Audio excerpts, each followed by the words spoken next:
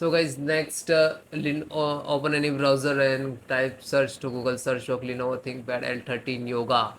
So right click to go to new tab, otherwise you just click it, which is official website pcsupport.lenovo.com. And if guys it is not showing and another showing the laptop, so no worry, you just enter the serial number, okay, and then click to search this search key.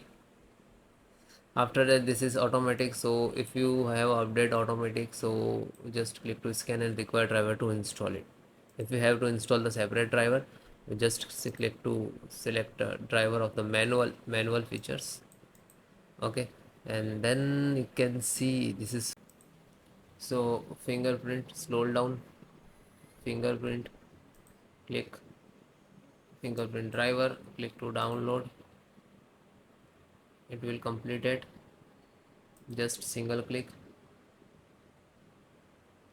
then yes, okay, I accept, then next, install, next, call, then next. Now this is the driver's transfer to your C drive,